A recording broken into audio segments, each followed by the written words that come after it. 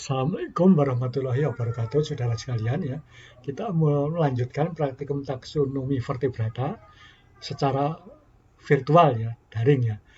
Saat ini kita akan kami akan menjelaskan penyusunan laporan praktikum ya. Praktikum daring ya untuk pelaksanaan Rabu 21 Oktober 2020 ya. Ini penjelasan tentang penyusunan laporan praktikum dengan topik Anura.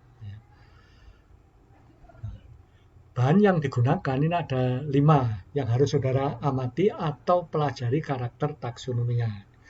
Ya, mungkin tidak diamati begitu ya, tapi dipelajari ya, diamati secara logika ya.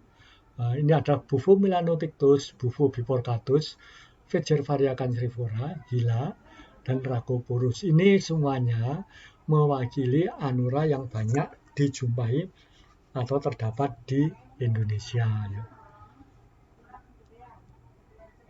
Nah, sumber bahannya itu yang diamati tadi ya, itu dari literatur atau publikasi ilmiah. Ya. Yang kedua, mengamati secara langsung objek yang dipelajari. Mungkin ya di sekitar saudara, kebetulan saudara menemukan kata atau kodok, nah itu dapat ditangkap, difoto atau langsung digambar, dan kemudian dijadikan objek praktikum ini. Ya. Diamati ya karakternya. Nah, dalam laporan nanti ada penyajian ilustrasinya, ya, itu dengan gambar tangan manual, dapat juga dengan fotografi. Cuma foto ini khusus untuk objek yang bahan asli. Jadi tidak boleh buku difoto, buku nanti harus digambar atau literatur harus digambar, tidak difoto. Nah, gambar manual nilainya lebih tinggi daripada fotografi. Ya. Ini kita menggambar tujuannya adalah mempelajari karakter morfologinya.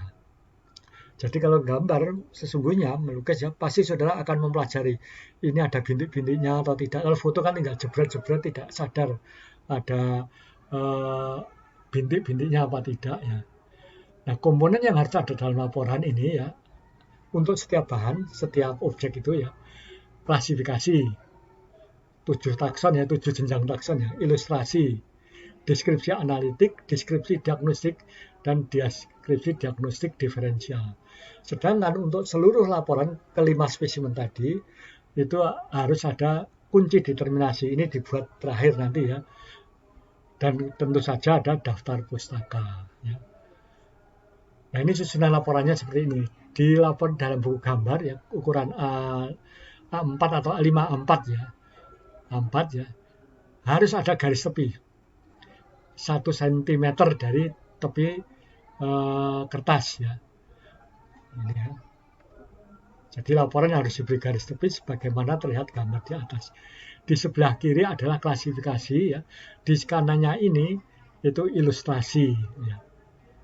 Kemudian di bawahnya ada deskripsi analitik lengkap.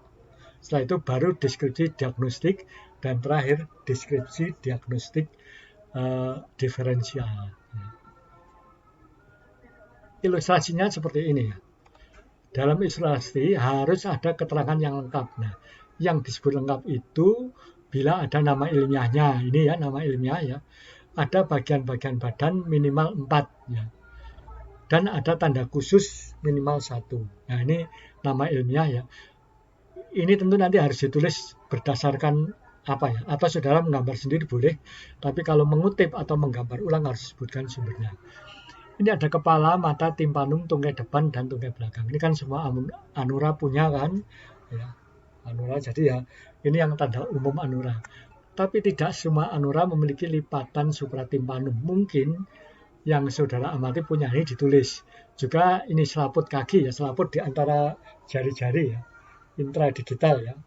Ada yang punya, ada yang tidak. Nah ini kalau punya, nah ini ditulis selaput intradigitalis. Jadi ini di gambar ini ciri khususnya ada 2. 1 dan 2. Kalau yang tungkai belakang, tungkai depan, timpanum, mata, dan ini kan pada Anura ada semua. Ya. Nah karakter khusus itu dapat juga berupa pola warna. Ya. Tidak harus struktur khusus, tapi dapat pola warna. Ini misalnya kata tersebut di atas, ini bukan kata yang ditugaskan untuk saudara loh ya, jangan dikutip. Ya. memiliki dua pola warna. Yang A ini bergaris, ya, sedangkan yang B bertotol-totol. Ini dikutip dari Gwyn dan Gwyn 1978. Nah, deskripsi taksonomi itu meliputi deskripsi analitik paling panjang 1 halaman. Deskripsi diagnostik maksimal setengah halaman. Deskripsi diagnostik diferensial maksimal 1 halaman. Ya. Nah, khusus untuk deskripsi diagnostik diferensial, ya, yang bufo, tadi ada 2 bufo ya, itu harus membandingkan bufo yang dengan bufo yang lainnya juga. Jadi, bandingkannya dengan 4 spesies ya. Ini tujuannya untuk belajar membandingkan spesies kongenerik. Ya. Spesies kongenerik adalah spesies yang genusnya sama.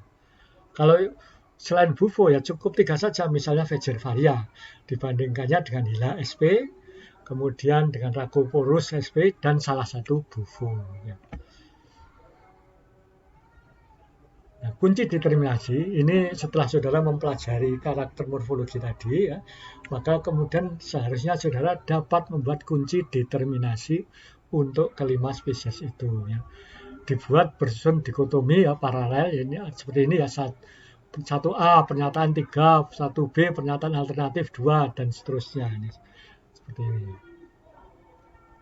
Nah, daftar pustaka dan jumlah halaman. Daftar pustaka hanya memuat pustaka yang diaju saja. Ya. Jumlah pustaka minimal 4 ya, sesuai dengan genusnya. Ya. Dan tidak termasuk petunjuk praktikum. Petunjuk praktikum ini dapat saja saudara masukkan dalam daftar pustaka, namun tidak dihitung. Ketentuan halaman. Ya. Jumlah halaman ya, itu untuk setiap spesimen ya, antara 2 sampai 3 halaman. Ya. Setiap spesimen bahan harus dimulai dari halaman baru. Nah, kunci determinasi dan daftar pustaka ini dapat dijadikan 1 halaman kalau mencukupi ya. Dan tidak digabung dengan spesimen. Jadi tadi ada spesimen 1, spesimen 2, spesimen 3, spesimen 4, spesimen 5, dan ini ada kunci determinasi dan pustaka ya. Halamannya tentu bisa lebih dari 6 ya. Nah, demikianlah saudara penjelasan tentang penyusunan laporan praktikum dengan topik Anura ya. Mohon maaf bila ada ketidaknyamanan ya, suasananya memang begini ya.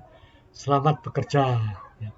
Saya atas nama pengampu ya, Bambang Praktikum Taksonomi Hewan ini ya, mengucapkan selamat bekerja dan selamat belajar ya. Mohon maaf bila ada kekurangan. Wassalamualaikum warahmatullahi wabarakatuh.